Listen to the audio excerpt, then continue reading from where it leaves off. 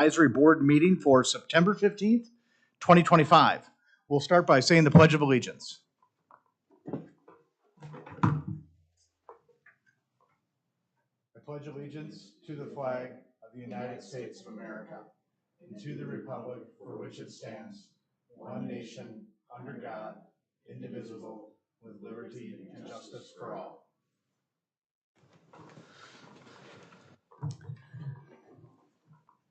Thank you. Kevin, could you do the roll call, please? Roll call. So Lene is not feeling well tonight, so I'm going to do my best, and Chris and I are going to ham and egg this and try to get us through. Amundsen. Here. Bjork. Here. Morissette.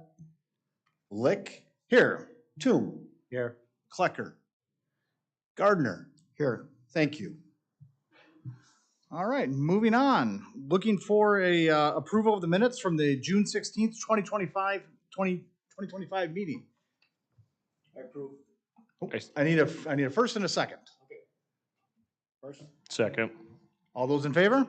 Aye. All right, moving on. Public comment.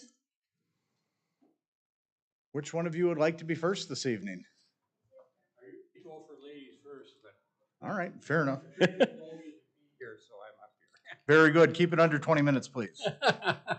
Thank you very much. Thank you for this opportunity to speak. Tonight, I usually say a few words about the dam and hydro, which I'm really in favor of. But actually tonight, what I came to talk about was actually an event that's happening at the high school this coming Thursday. It's partnering for our sustainable future. And this is a community conversation. It's hosted by the Hope for Earth people. And actually it's a kind of a restart for something that you may have been aware of about 4 years ago. We had a big meeting at the high school. We're looking at all facets of sustainability, whether you're interested in water or power or food or housing or any of these things. And at the time, we formed like 6 subgroups to look at each of these areas. And then we had COVID, the whole thing collapsed. And this is their effort now to try to restart it. So it's open to anybody in the community and the surrounding communities. It's just an opportunity to come and hopefully find other people with interests that you might share to focus on, to work on something that has to do with sustainability. And that will happen this Thursday, September 18th, 6:30 to 8:30 at the high school. Thank you for your opportunity to talk.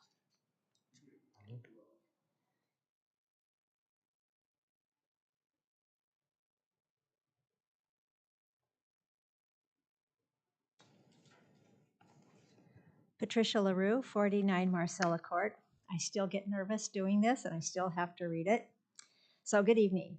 Just over a year ago, at my last park board meeting as chair, the city gave a presentation on the status of removing Junction Falls Dam, together with the involvement of the Army Corps of Engineers. The price tag at the time was $20 million. During that presentation, a park board member asked a great question. What would happen without the Army Corps' money? A city council member told the board, I quote, "I'll answer from the council's perspective. It goes back to the ratepayers to pay for it, because we've already passed a resolution and the dams are coming out," end quote. The Army Corps was back this May. They had another presentation. The new price tag is now over $24 million, a 20% increase in 1 year. At the meeting, the Corps encouraged the public to make comments on their feasibility report, and I did. The Corps' feasibility report talked about creating something called rock arch rapids, putting lunkers and root balls into the Kinney, and rehabilitating a spring that sits right next to the city compost site. So what do lunkers, root balls, rock arch rapids, and an abandoned spring pond have to do with the cost of our electricity? Why are the ratepayers responsible for those costs? That's not a rhetorical question. I really would like to have someone explain why the ratepayers have to pay that. These and other expenses are all ways to fabricate and enhance trout fishing, but have absolutely nothing to do with the cost of our electricity. As he said, it goes back to the ratepayers to pay for it. So I asked myself, of the $24 million price tag, now weighing on the shoulders of the utility ratepayers. How much of that will be the cost for these manufactured fishing features? Surely the feasibility report addresses the cost. And it did. The Corps' report told me to go to Appendix F for detailed costs. So I went to Appendix F. Appendix F told me to go to Attachment 1. So I went to Appendix F, Attachment 1. And here's what the Corps gave us. It's a blank page. These are our costs. This is how you can decide what we're paying for. That was over 2 months ago, and I asked the Army Corps about the missing information, and I've heard nothing back from them. Every other organization, whether it's the Pickleball Association, off-road cycling, disc golf, or even the dog park people asking for an open-sided shelter for shade, were all told by the city to raise the money themselves and to pay their own way. If every other recreational group is required to pay up the money and the sweat equity for their projects, why are the City of River Falls utility ratepayers responsible for footing the bill in millions of dollars for river enhancements so that anglers can have more fun fishing? Where is the Kinney Corridor Collaborative? Where is the Kinney River Land Trust, Trout Unlimited, or even the Free the Kenny folks, including those who emailed in from Colorado, New York, and Arizona, people who can't even find River Falls on a map, told our city council to take out the dam? Where are they when it comes to paying the bill for their pet project? It was so easy for so many to sign a petition down at Johnny's Bar after a Falcons homecoming football games to take the dams out. It's a whole different story for those folks to stand up, come forward, and pay for it. So you stick it to the ratepayers. Even the Army Corps chipping in, ratepayers will still be responsible for more than $10 million. Final comment, and I'll let you guys get on with your meeting. And this one is rhetorical, but think about it. Let's say the city ratepayers created all of these fishing features. The ratepayers footed the costs for putting in the lunkers and the root balls. The ratepayers footed the bills for the rock arch rapids, that's really hard to say, and rehabilitated the spring pond compost site. Consider that the ratepayers did all of that and then placed a ban on fishing the Kenny. That is, anglers could not fish the Kenny. If you can't fish the Kenny, would these construction projects still be worth $24 million? The immediate response would be, why would we do all this if we can't go fishing? Exactly. It's about the fishing. It's not about providing utility ratepayers with better services. Why are we paying for fishing?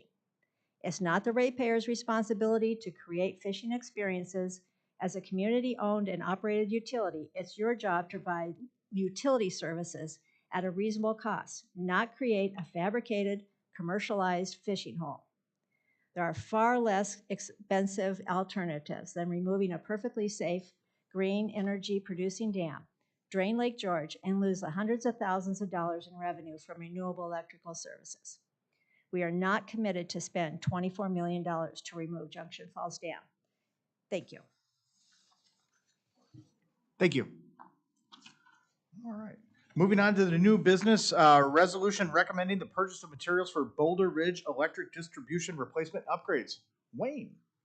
Yeah, electric superintendent, Mr. Wayne Cyberling is here. I did pass out this memo for those of you who didn't have it in front of you, so you can have a picture to know where Wayne is talking about. This is right near the hospital, just a little bit up the hill to the east of the hospital.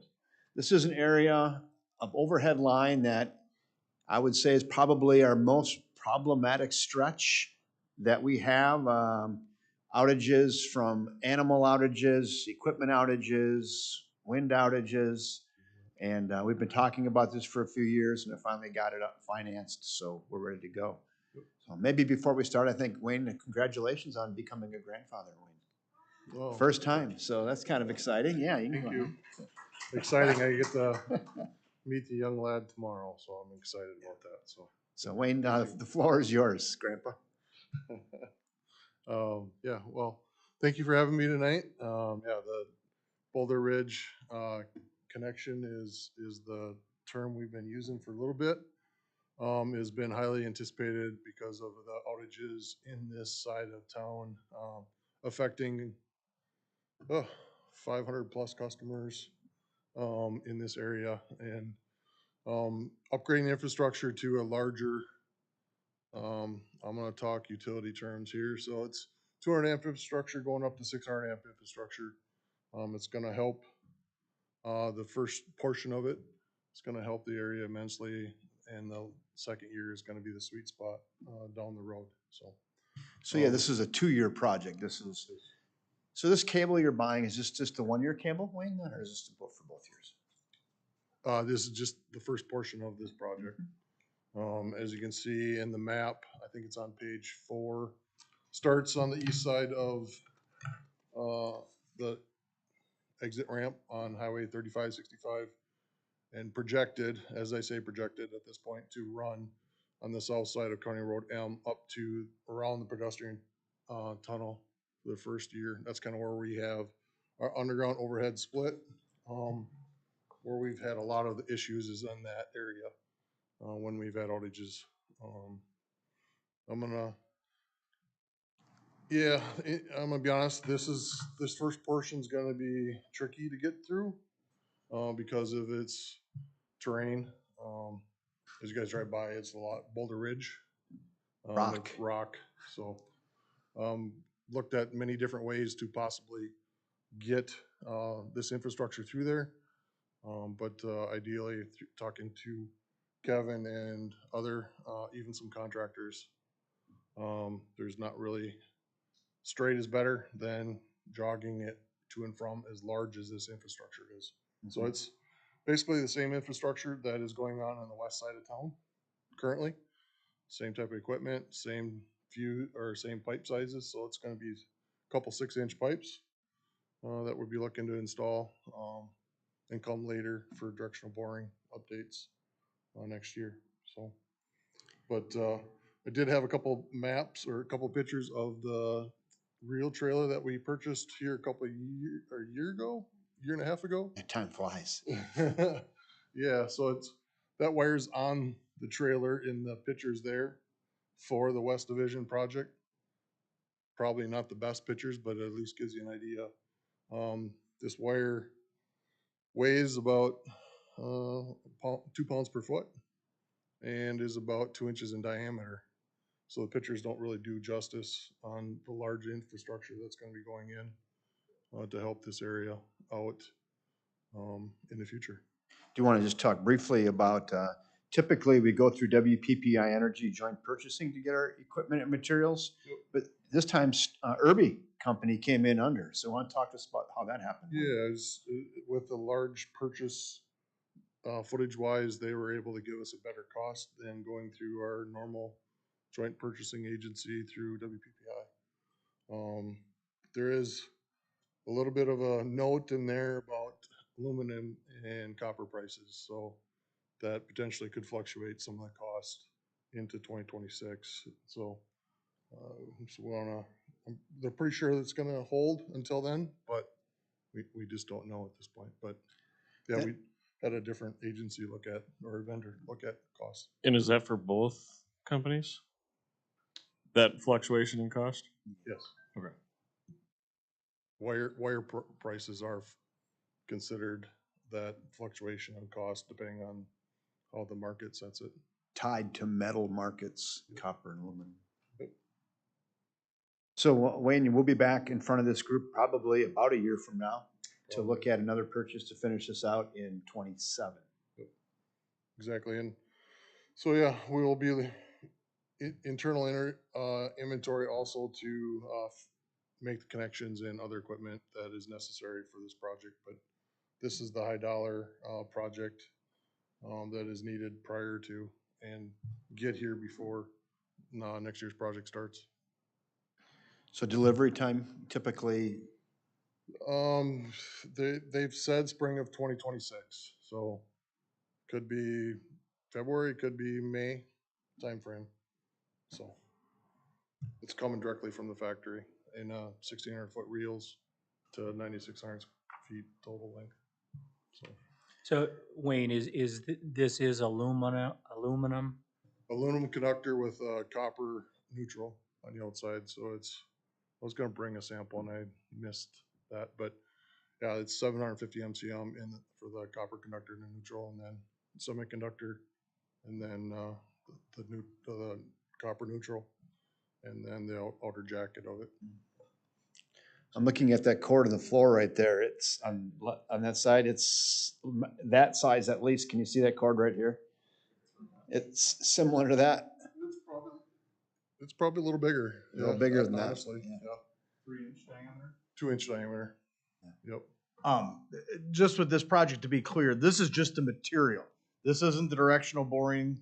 Have we awarded that contract to TD&I yet, or that's gonna be coming as well as part of the project overall? Go ahead, Wayne.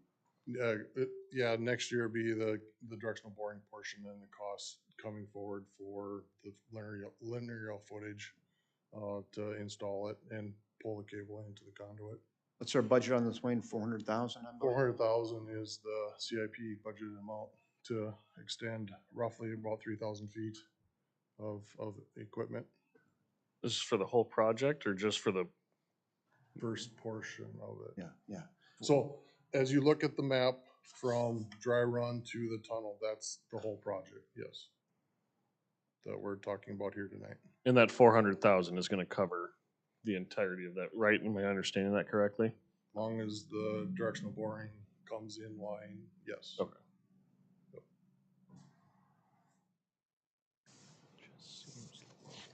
I know, you know who's gonna be happy? The people in Highview Meadows.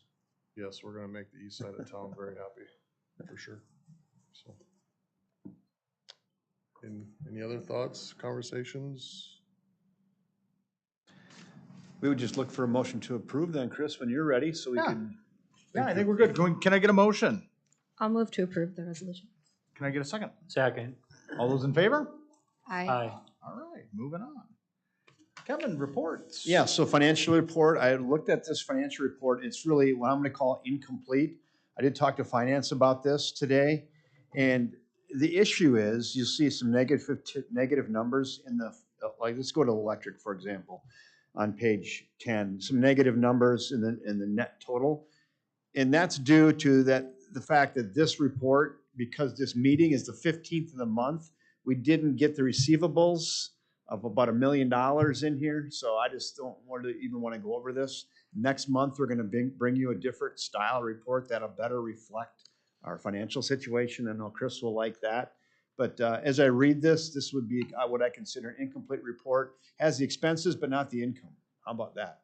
Because of timing and how it gets reported. So I'd like to bring that back next month in a better format with better explanations. West Central Biosolid minutes, I don't think those got in here because Lene was sick today and was unable to get those in, and he didn't get it from West Central. Let me see. One other thing I want to hit is the dashboards are self-explanatory. I think on either the utility report or the director's report, I want to talk about an email I sent you folks late last week regarding a letter that the Environmental Protection Agency wanted us to send out to all of our utility customers. That'll be coming out in the utility bill. I think some people have already received it. So there's two things. Let me just go back to the genesis of this.